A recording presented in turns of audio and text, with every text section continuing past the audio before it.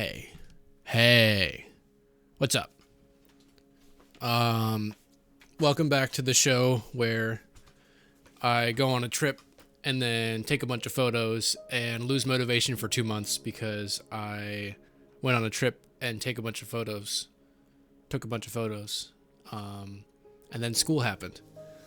I had the most minute amount of caffeine this morning with breakfast, so I'm gonna do this in one take, and we're gonna see what happens. But spring break was, I don't even know, 2 months ago now, a month and a half ago,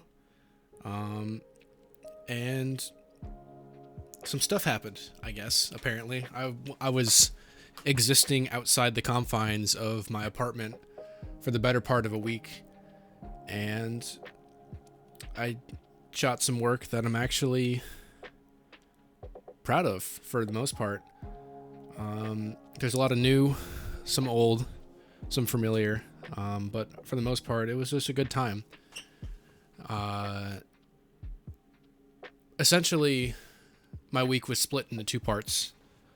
First part was a little family weekend. Me, my mom, my brother, and my dad all went to New Hampshire. Had a ski day, had some family time, but literally everybody had stuff to do by the Monday. So I had a choice to make pretty much. Either I could sit at home for the rest of the week and just rot, or I could find something to do on my own and go explore. And I did some research and looked at what flights were relatively inexpensive, and I found that I can fly from Raleigh to Denver for cheap, and have a little bit of a trip to myself. But I'm getting a bit ahead. We'll get there. We'll get there. Doggies, good morning.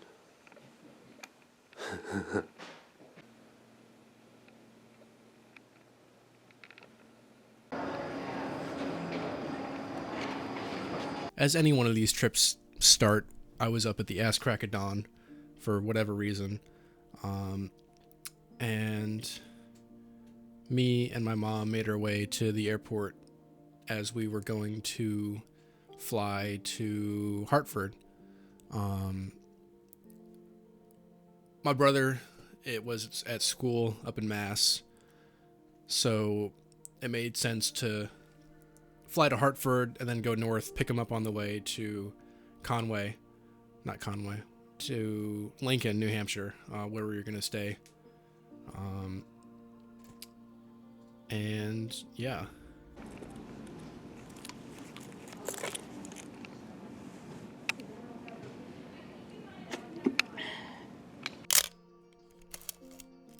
I have like 700 rolls of Fuji 400. And I knew that going to New Hampshire, there's going to be a lot of green.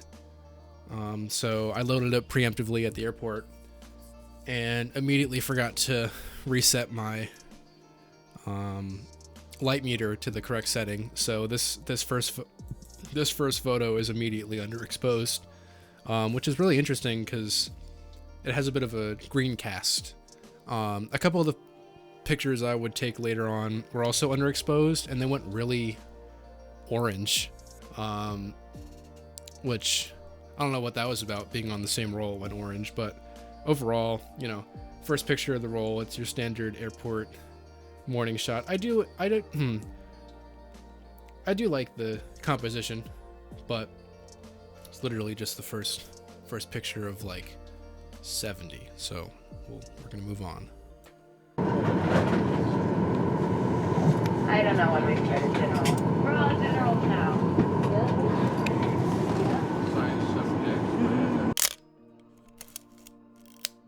Immediately, this is a lot better. It was a beautiful sunrise, and we got some Southwest product placement.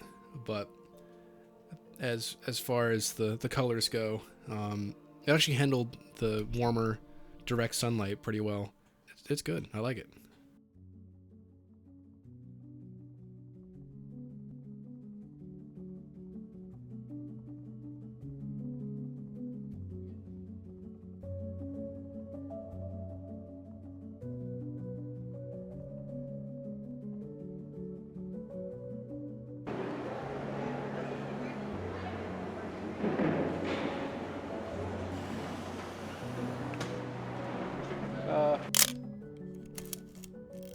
I could have sworn I recorded some B-roll when we got to Hartford, but there was some pretty cool architecture around. I really like this picture of the walkway.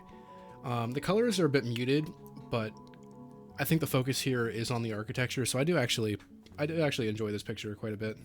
Going through security, I was bringing my brother's camera with me, which still had some pictures, still had a roll in there from when we did the road trip in December.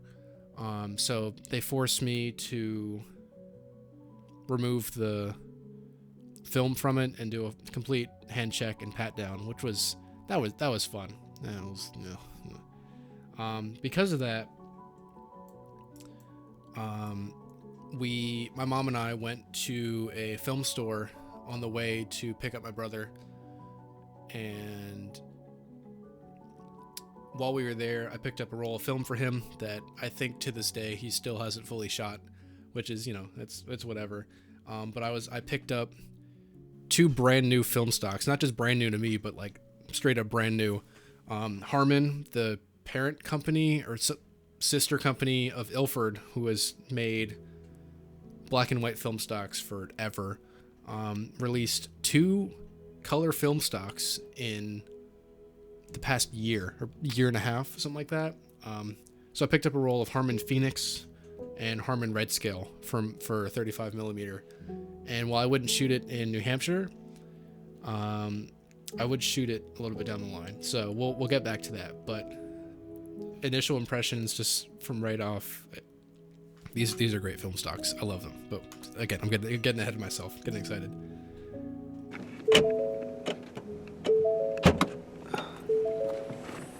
You're repping the wrong school, buddy. Hey, honey.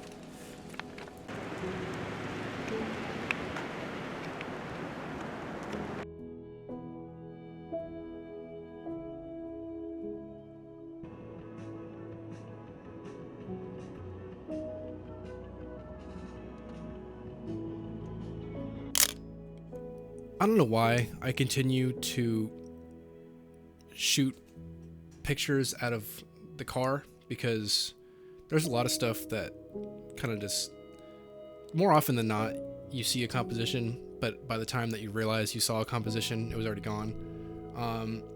I like this one for what it's worth. I'm a sucker for any like power lines or whatever cutting through nature. But this is really starting to show the Fuji greens and blues for that matter shining, and I honestly really like the way it turned out overall.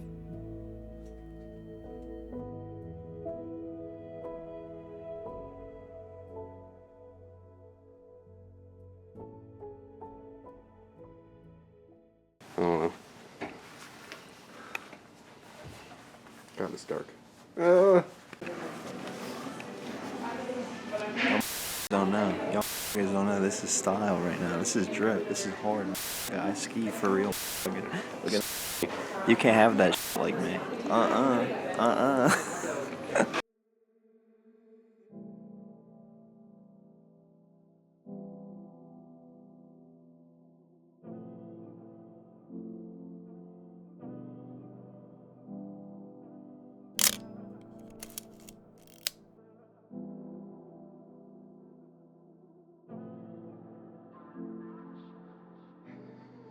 At the entrance to Loon, which is honestly probably one of my favorite ski areas on the East Coast when the conditions are good, they have this like walkway with a whole bunch of flags on it. And while it's a simple picture that I'm pretty sure has been taken several times, I like the contrasting lines in this picture. You have one that's formed by the flags on the bridge, and then you also have one that is formed by the lift in the background. And there's almost no color in this picture. The only thing in there is the flags, but they are the main focus of it, so I think it actually works out pretty well. So he's not coming back in?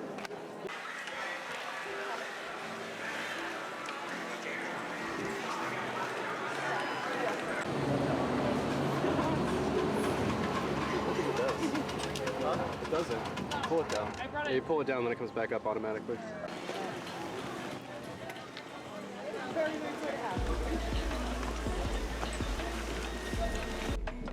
This guy. What is this called? Oh, he's coming out of his boot? Yeah, it's a special kind of ski. Oh, I can't remember what it's called. What's that for here like that? There it is. Yeah. It's really coming down. Snow. Bunker.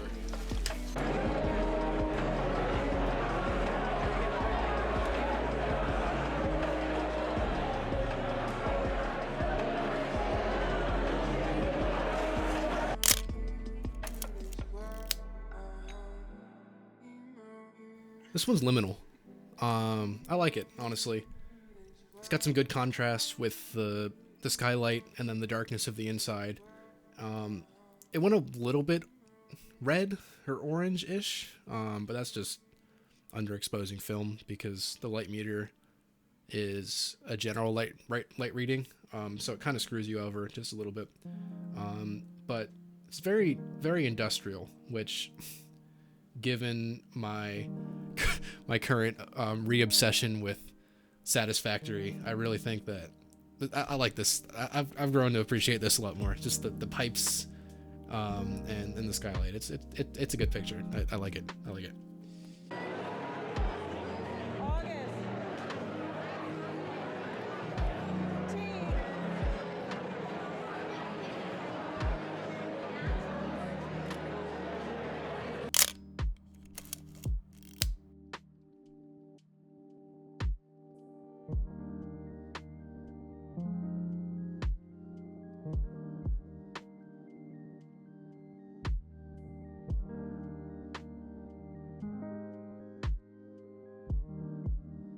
I pretty much finished the roll of Fuji 400 right at Loon, and I loaded up a roll of expired Portra 160. I got this roll for essentially $1.50 because the super nice guy at the film shop that I go to threw it in with my purchase or with my development last time. And I had no idea when this expired, but doing a little bit of research based on the design of this film cartridge in particular and when it came out, I assumed it was about 20 years old. So I shot it at 64 ISO, which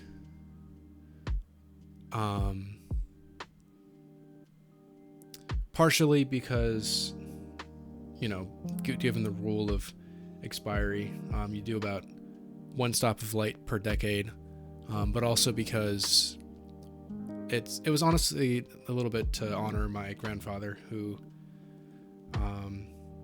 passed away recently. He shot a shit ton of Kodachrome back in the day, and 64 ISO was what the main sensitivity of Kodachrome was. So it was a throwback to him, or shout out to him. And honestly, some of these pictures turned out really, really great. Like you couldn't even tell that it was expired. So I'm really glad that I shot this one when I did. And yeah.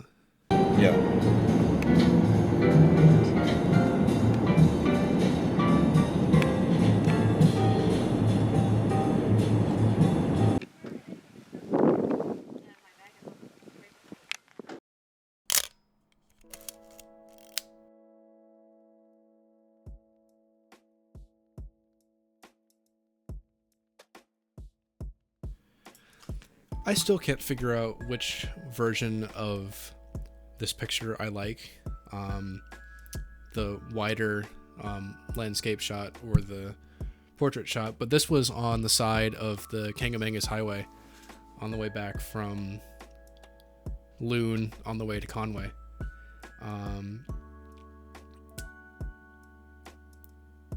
I love the subtlety of the minimal colors. Like, it's obviously it's a very cold scene, literally, because everything's frozen, but the lighting is still relatively warm, which is pretty interesting. It's probably due to this specific version of Portrait 160. It was Portrait 160 NC, which I believe means neutral colors. Overall, like, it's low ISO, so there wasn't much grain to begin with, but it just worked out. Honestly, these are some of my two favorite photos off of this roll, and this is just the beginning of it, so it's honestly really, really, really good.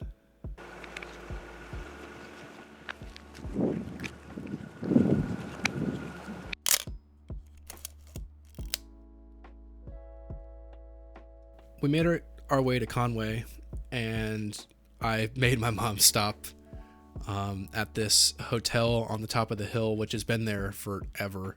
We've been going to Conway for since I was a kid, pretty much the past 15 years. Shit. It had a fire a while ago, and it was still relatively run down. So of course I pulled over and wanted to shoot a little bit.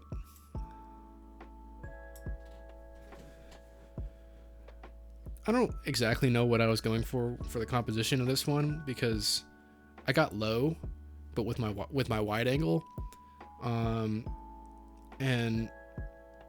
I think it's interesting. I don't really know how I would have shot this if I were to shoot it again. Probably more straight on, honestly, now that I'm looking at it. But I don't have that much experience with shooting abandoned stuff, even though it's probably one of the coolest kind of things I can think of that I would want to shoot. But it's still pretty good.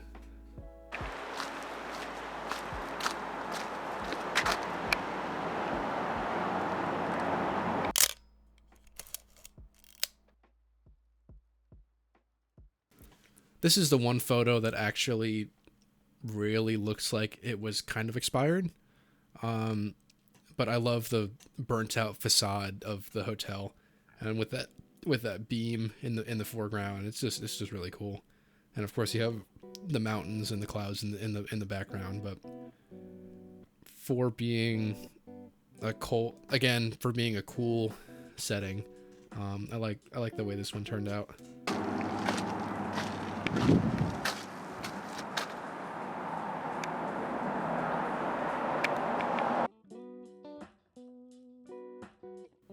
This one's really vibrant somehow.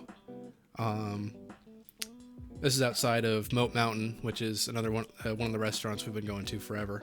They've got great nachos. If you're ever in Conway, go to Moat Mountain, get some beer, get a few stickers or whatever, and get the nachos. They are ridiculously good. But I don't even know what this would be, if it was like a decommissioned like food truck or whatever. It's a caravan. But I just thought the reflections off it were really cool. And if you look pretty close at like the corner, like actually pretty much in the dead set, it's super distorted, but you can see me in the reflection, which I think is pretty funny.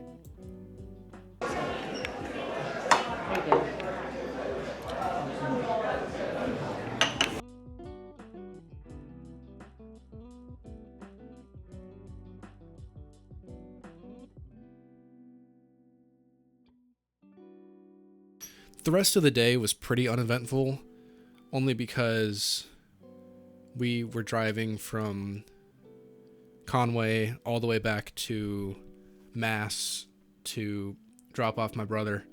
And the speed limit at most was maybe 35 miles an hour. Like, it was to the point where I was tired enough that I wanted to just sleep and fast travel. But I fell asleep in rural New Hampshire and woke up in rural New Hampshire. So my mojo kind of just completely went down the drain after that. But that was New Hampshire. And for being effectively 2-ish days, I think I got some good stuff out of it.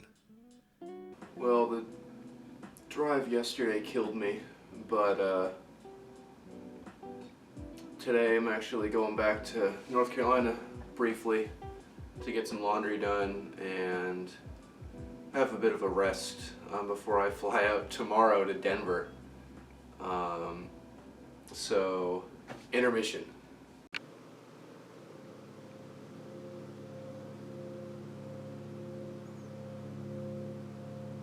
When I'm on a plane, to ease my anxiety, I like to look out the window and watch all the man-made objects on the ground. During a particular flight, my eyes fixed onto a body of water and noticed an oil tanker. I could barely see it move. I watched it for a good while, and its change in location was so small, it was practically insignificant to me. It really started to get me thinking. What is the scale of the individual? It takes less than a minute after takeoff before a single human being becomes indistinguishable from their surroundings. You literally disappear from the face of the planet as an individual. But humanity is still there. The face of humanity has scarred the landscape and left an unmistakable message. We are here. We are here. I don't think many people today take the time to just simply observe, to slow down and be. Long-term planning has given way to short-term recognition that is forgotten as soon as it happens. The ability to ask questions is the most important thing that separates us from every other species on this planet Earth. A question is the bridge that joins the individual to the unfamiliar. But at the base of it all lies one question, one word that stands out among all the rest. Why? There is no more important word in any language than why. Why did that happen? Why does it look like that? Why is this here? Why am I here? We've been gifted the beauty of this planet Earth at a time that allows us not only to look around, but to look out. In a world where, in the grand scheme of things, the average person's contribution to this concept we call society is near zero, that only leaves the now. You exist to ask questions, no matter how small. The human experience is one that is meant to be shared and appreciated by all that you come in contact with. Joy exists in the interactions you create between the people around you and your surrounding environment. You aren't going to remember every single thing you've ever done, but you will remember how you felt when moving through your own life. What does it mean to experience? It means to take every day appreciating the world around you. The scale of your life is directly dependent on how far you're willing to look. So take a second and ask yourself a question. The only question. Why?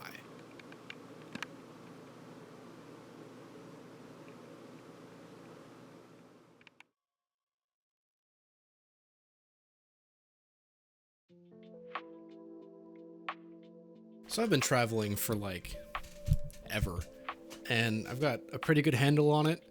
I've even traveled on my own before several times, but the difference is when I've traveled on my own, there was always somebody waiting for me when I was when I got there. This back half of the spring break trip was the first time I've actually gone anywhere completely on my own, and it was an interesting experience because of that. It was my first rental car, and it was nice to just show to myself what's actually possible when you just up and go somewhere. which was really, really, really fun. I was still itching to ski some more because we only got to ski for one day in New Hampshire. So I went up and was gonna ski in Wyoming by way of Denver. And while I was in desperate need of being somewhere I'd never been before, because I feel like that's when I do my best work personally. And on top of that, I was shooting film I had never shot before as well. So everything was new. And this is probably the most consistent string of photos that I have taken. And now I get to share it with you. So that's really great.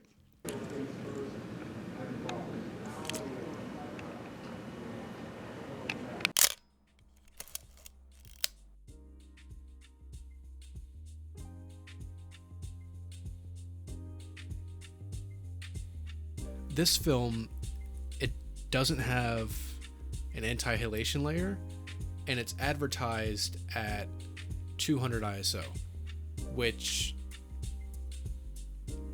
worked a little bit, but it was also a bit weird.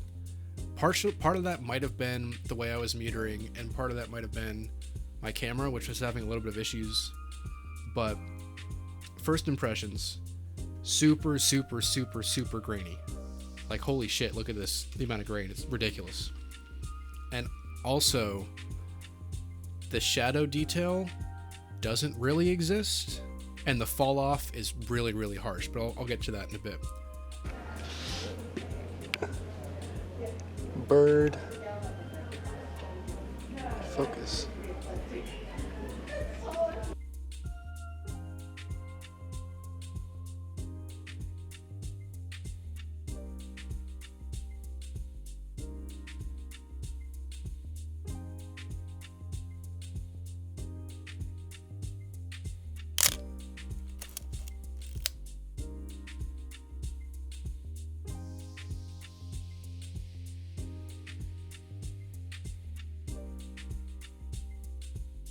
This photo I took on the tram in the Denver airport, which is immense. It's actually the biggest airport in the country by size. Not the busiest technically, but it is the biggest. So there, as you can see, there's 100 gates per concourse.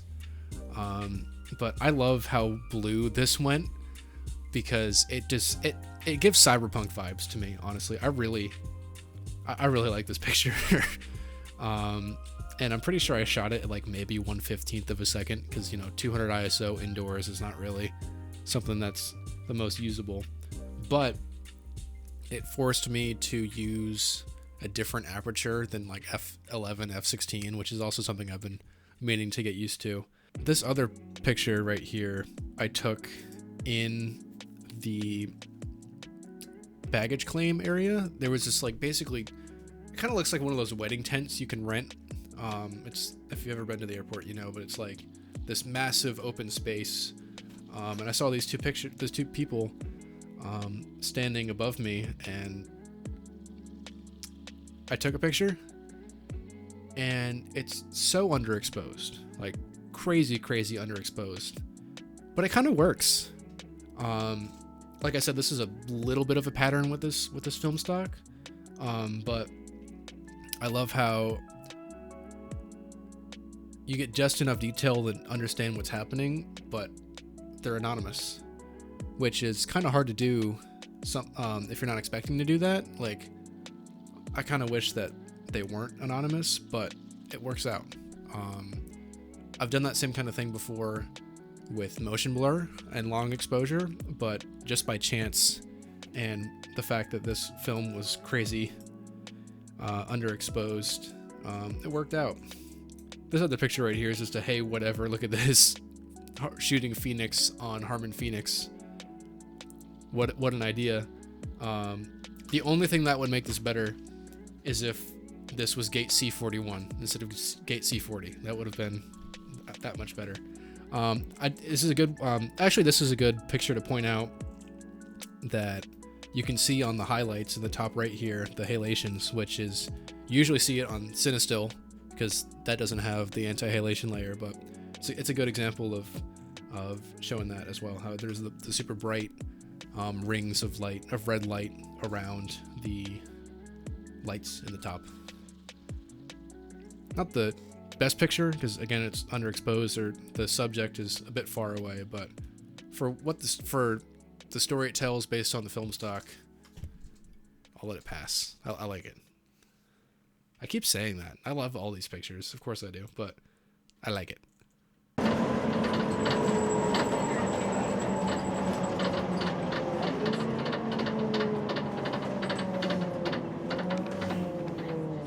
Adulting. Woo! First rental car and shit. Let's see how it sounds with the Jeep.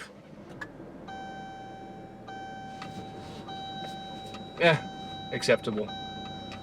We got 2,728 miles on there. That's for records. Big ass cool airport. This is cool. Oh shit.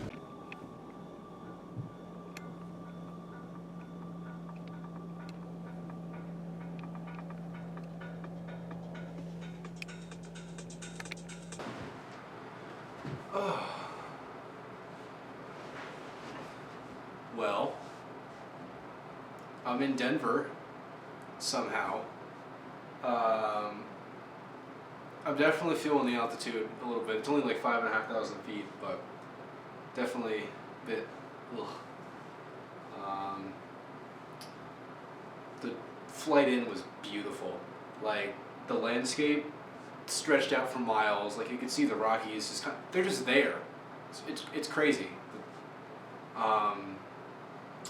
I am really hungry though, so I'm waiting for my phone to charge a little bit, and then I'm gonna get some tacos because there's a little taco shop 300 feet away.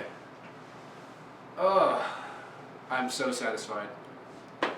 Yeah, let's do some more photography in the morning. It's dark. There's no more light. But Denver International, the architecture, everything. Cool. Very, very nice.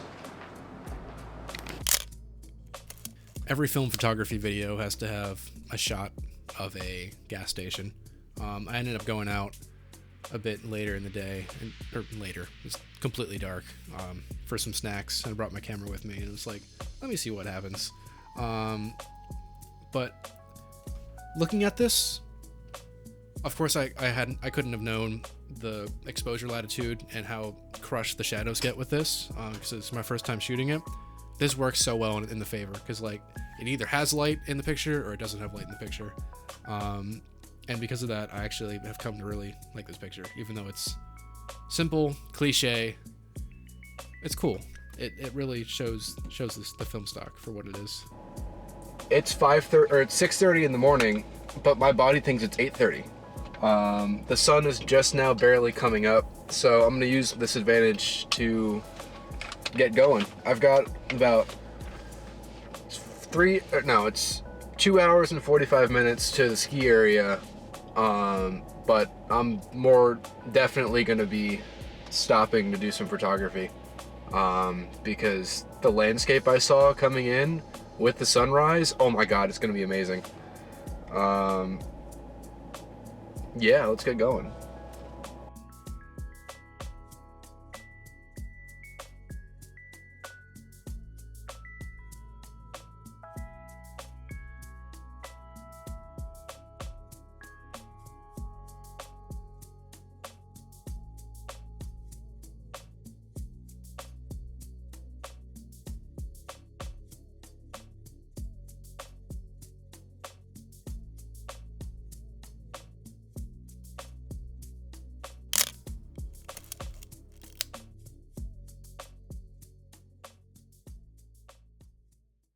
The Rocky Mountains. Let me tell you, like, they're amazing, but also they're kind of just there.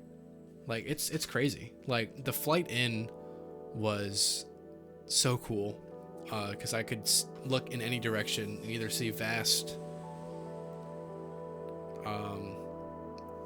undeveloped landscape or mountains, which got me so excited to be out there and start shooting. This is right outside of the Buc-ee's, which I didn't even know they had.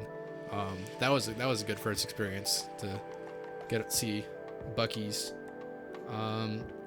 But yeah, it's a simple picture of the road I was right next, but in the deep background, you have the Rockies. The sunset or the sunrise light in this picture is ridiculous. Like, so cool. So cool.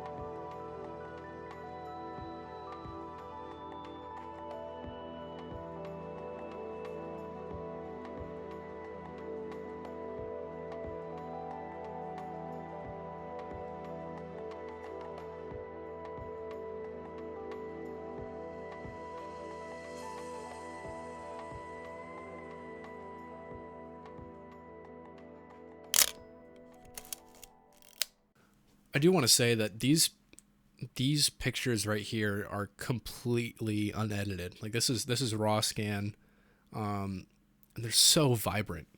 Like, it's pretty ridiculous. Or I was driving through a wind farm. There must have been like maybe 400 or 500 that I saw, and I got to shoot this both on the way up and the way back. And these pictures are cool. The other ones are significantly more cool, but I'll get to that later. I'm not gonna spoil it. Don't skip ahead. But the other ones are cooler, and you'll see why in a bit.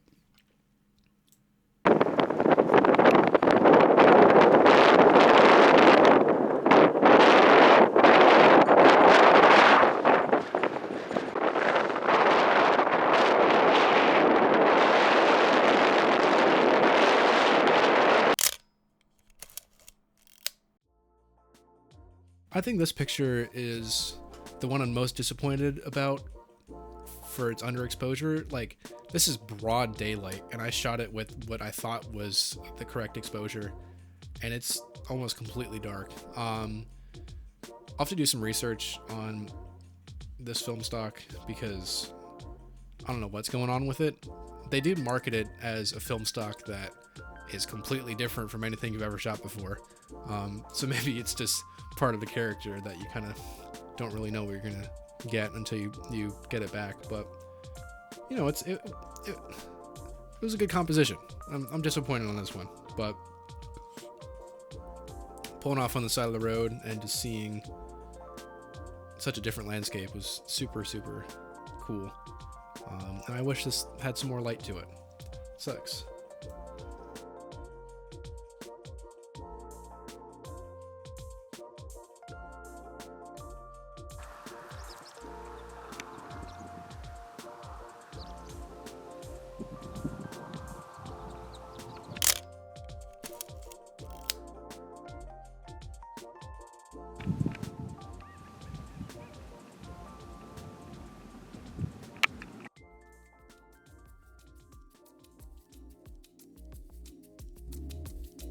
Right before getting into the town I was going to be staying in, I found these abandoned shacks just in the middle of somebody's ranch, because I guess this land is owned by somebody. But it really just goes to show the vastness of the landscape out there and how untouched it is. There's a joke that Wyoming doesn't really exist, which obviously isn't true, but I think where that comes from is there's nothing out there, which is why it's so beautiful. Like, this was by far the most quiet place I've ever been to, and it's beautiful. I need to go to Yellowstone at some point, even though it terrifies me, the thought of imminent demise by supervolcanic eruption. There's some really cool stuff out there as well, and This was a good trip. I don't know why I feel like I'm wrapping this up. I'm not even halfway done, so we'll keep going. Keep going.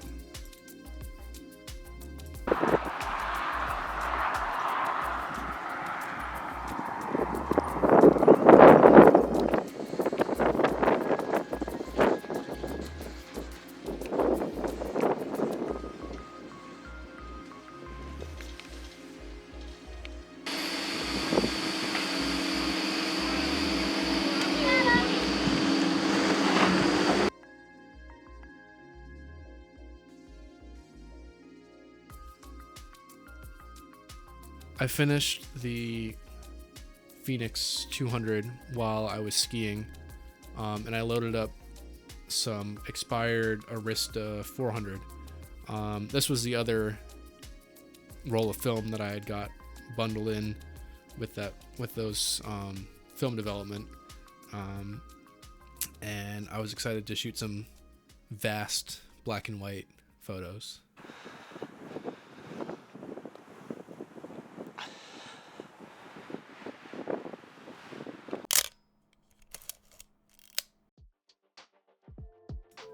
I pulled up to this spot on the side of the road after skiing for the day, and I had my first encounter with what I can only describe as an NPC.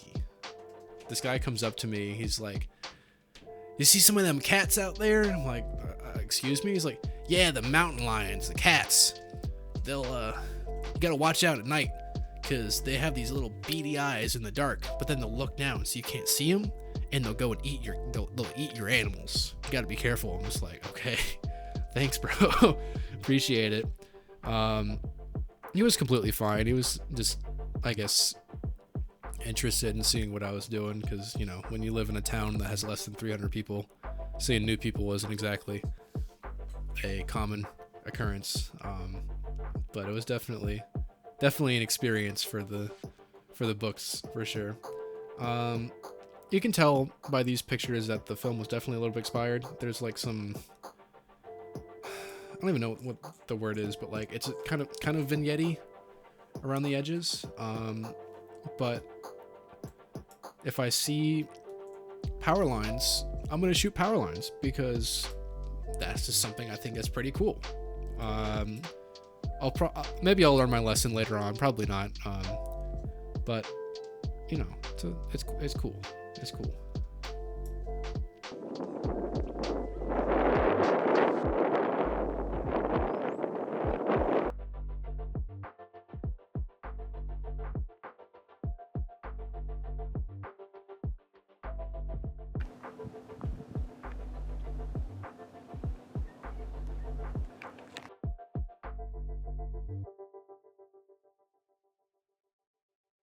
On the other end of cliche, we have a gas station.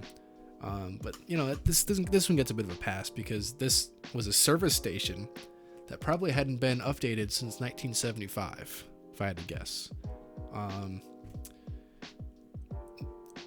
When I say this was a service station, I mean this was the service station in the town. Like, you got gas, you got beer, you got some selections of groceries, cigarettes, you know, anything you could really need, some souvenirs or whatever. And it was connected to a bar.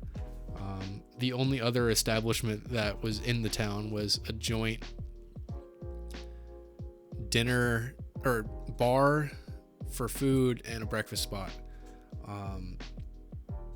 But I'll get back to that in a second.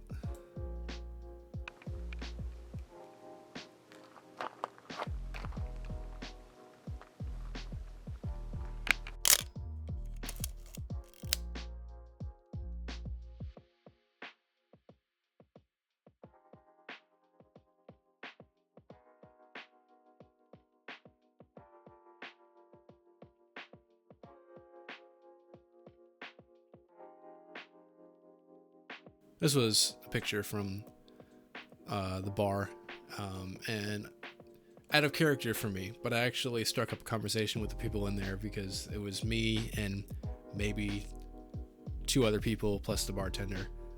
They were super interesting. The the lady on the far side was super into birds, and she was talking for a good long while about all the different kinds of birds she found. I think she made like some jewelry or like something with the feathers, but was super knowledgeable about all that stuff. Definitely an adventurer from what I could tell. Well, good morning. Yesterday was long, but also fun, super fun. I don't know if you can hear. I mean, the fridge or whatever back there just turned on, but this is the quietest place I've ever been in my life. Like, even in rural North Carolina, you can still have random cars going by in the distance. There's nothing. It's a little bit creepy, but also super nice. I'm doing another day of skiing today. About to get some breakfast in about half an hour when the hotel cafe opens. And maybe do some extra exploring, depending on how I feel later. Still beautiful landscape everywhere, but I'm just a little bit creeped out.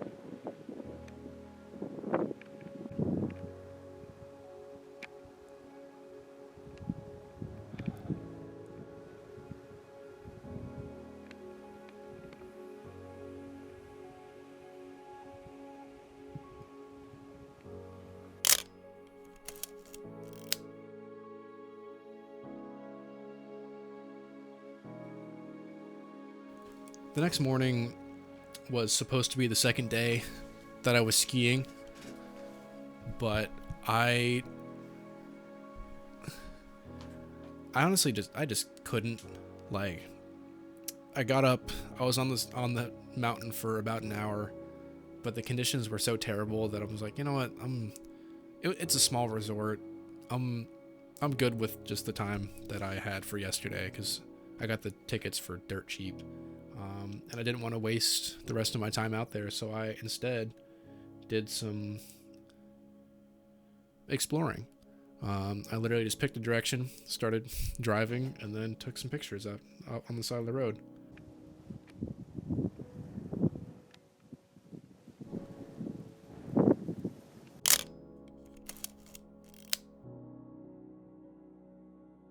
This one is one of my favorites.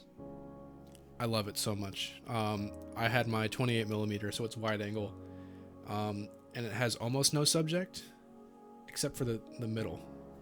There's one of those shacks off in the middle of the landscape, and then also in the very deep background you've got a tree. So I think the composition of this one is definitely based on some horizontal lines, and to accentuate that,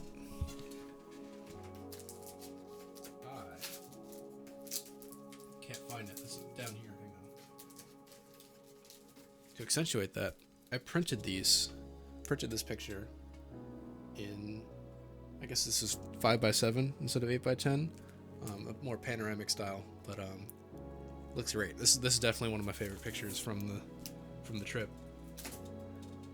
Well, it's my second favorite picture from the trip, of this roll. There's one more that is far better, mainly because you already know that because it's the thumbnail, but we'll get there in a second.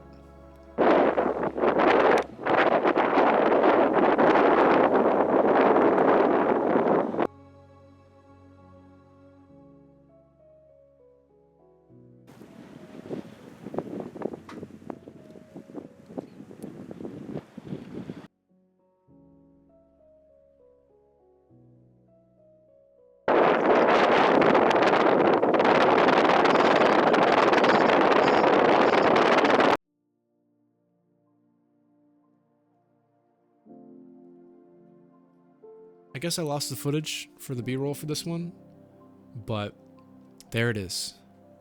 That's the picture. Like, if there's any, if there's any more picture that represents a lone chord on a slide guitar, it's definitely this picture. It's a little bit underexposed, but also I shot it directly into the sun. So for what I did get on this picture, it was definitely really cool still. This is the other one that this is the other one I printed. Did this one 8x10 and super cool. I love this. I've got an art show that I'm doing this weekend. I'm getting to sell my stuff, which I'm really excited about. So I've got a whole bunch of boxes of my framed and printed stuff down there. But yeah, I guess this is quintessential Wild West in a picture. But definitely my favorite off of this roll of black and white.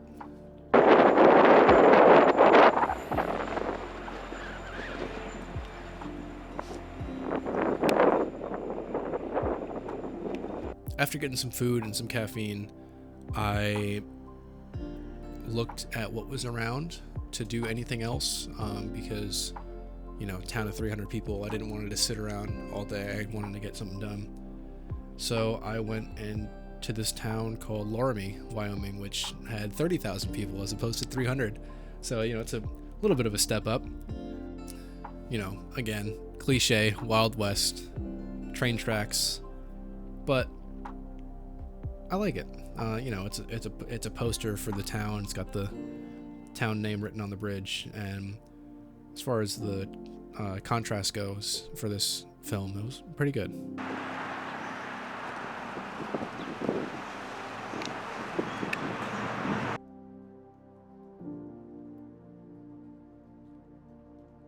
Well,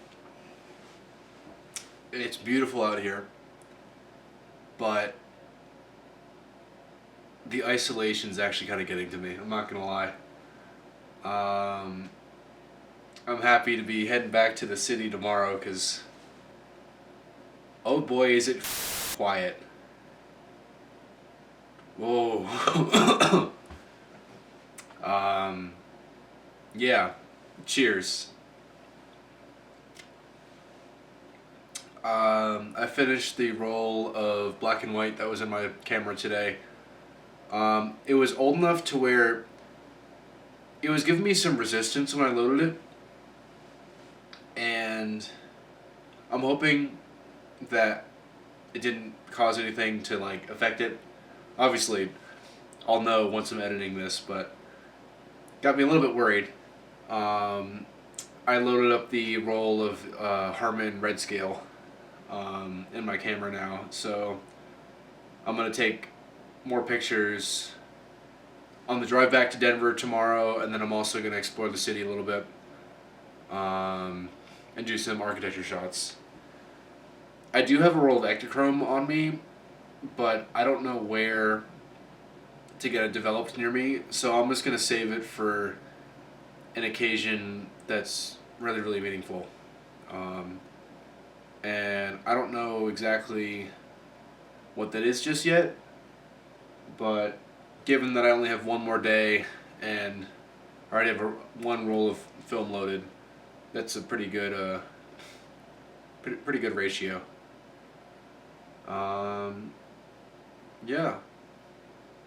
Jump cut to probably tomorrow when I'm driving. In Laramie, I finished the roll of Arista, and when I got back to the Airbnb later, I loaded up the roll of Harman red scale. Now, red scale isn't entirely a brand new film stock because it's actually Phoenix, but they flipped it so the red layer is first, and everything's red scaled. But because of that, it's not just red sensitive, it's technically still sensitive to all of the three major colors, you know, red, green, blue. But the main one that comes out is red. you can see that it is still sensitive because it's red scaled, but that blue is still very much there on the trash can. So, it's so weird, but so cool. Like, I don't know how that happened, but it did. And you can kind of see on this picture as well that it's got the same shadow fall off as the Phoenix does, because you know it's the same film stock.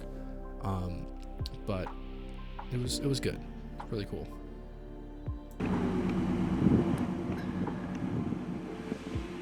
It's snowing. Time to get going.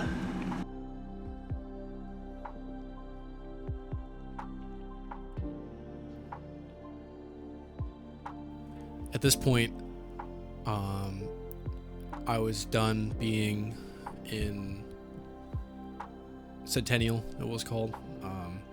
Not because I was bored of it, but because that was the end of my playing time there. So now it was time to drive back to Denver and just chill for the rest of the day, or find something better to do, which I ended up doing. But that's a surprise still. A lot of surprises in this video, but this one's the biggest one for sure. On the way back to Denver, driving through the lower part of Wyoming, it started snowing, and I had red scale loaded. And these pictures of the turbines are some of the most atmospheric and apocalyptic I've ever taken. Like, this couldn't have worked out better, but these pictures, I mean, they're similar, of course, but oh my god, they're so cool. Especially, like, this is probably the most consistent roll I shot on the entire trip, or any trip so far. Like, I've already bought my film for the next couple months, but if the opportunity presents itself, red scale is definitely going to be something I shoot regularly, because it's so fucking cool.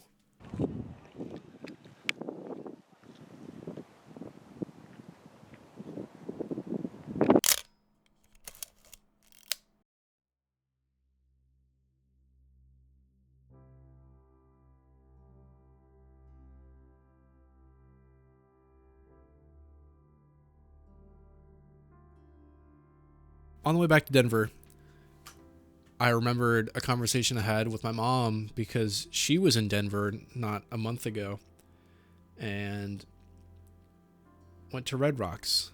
And I'm like, oh yeah, Red Rocks exists. And I'm shooting red scaled film. I wonder if that's going to combine good. Oh my god, did it. Whew. This isn't even the amphitheater yet. This was just walking around and taking some pictures. But of like the landscape around it, but oh my god, this is cool.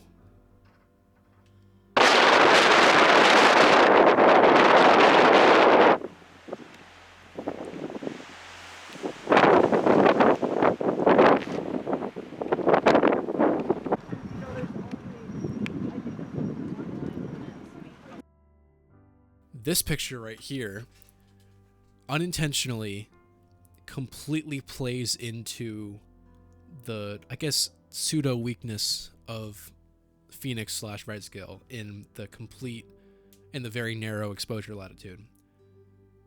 Like I said before, my light meter on the top of my camera is a general reading, so I guess it was blown out by the sun. But I got a amazing picture of one of the stone formations at Red Rocks,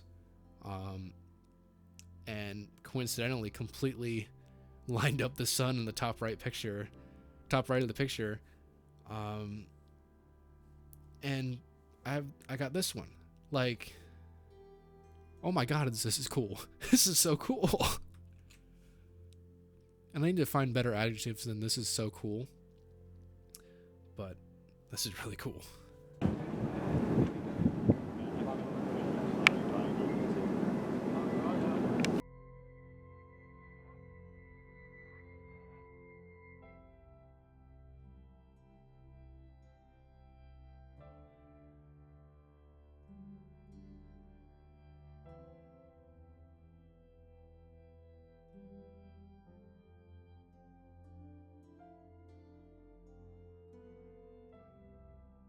from the pictures I took at the amphitheater itself, there are two that really stand out to me, or two or three. First one is this picture right here with, you got the stairs, you get the rock formations, and you get the people in the background, and it's just in your face. If you know where this is, you know where this is. Like, this is really, really amazing. Second one is a picture I took of a photographer that was also there at the time. And I got a picture of them looking out over the mountains in the background.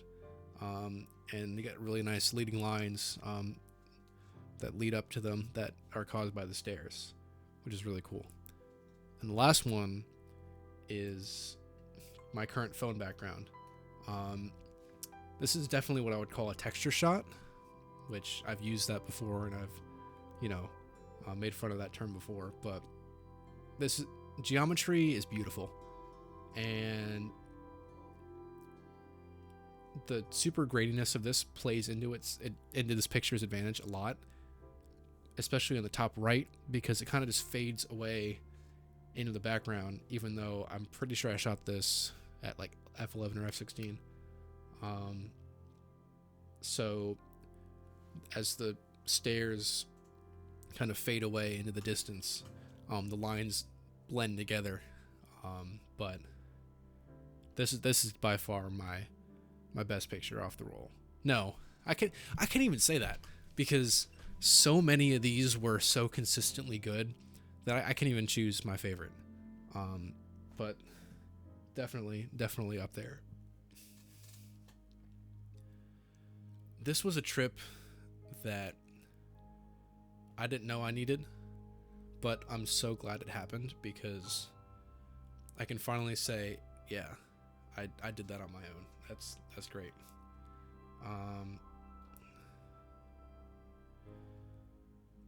If I go back to Wyoming, I'm definitely gonna go back with somebody, because the isolation definitely got to me just a little bit. But Colorado's great, despite the altitude. Took me a bit to adjust to it. I was definitely feeling it.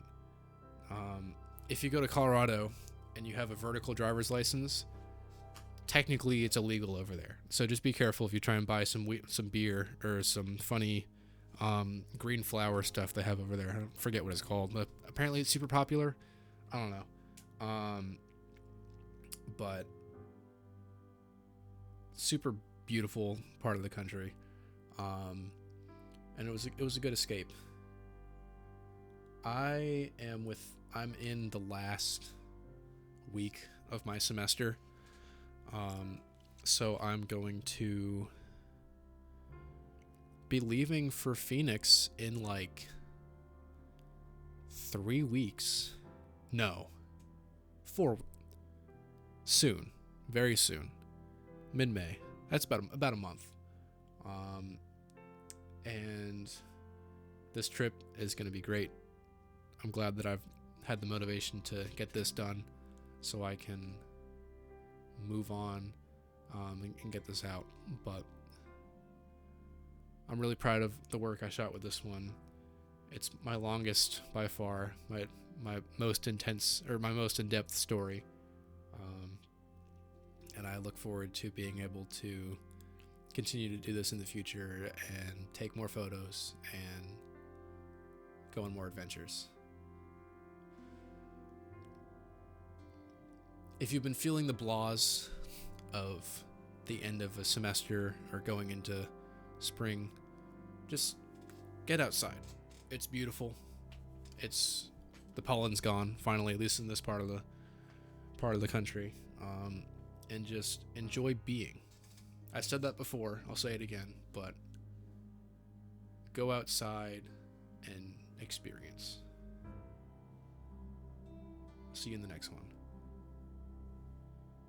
Be good.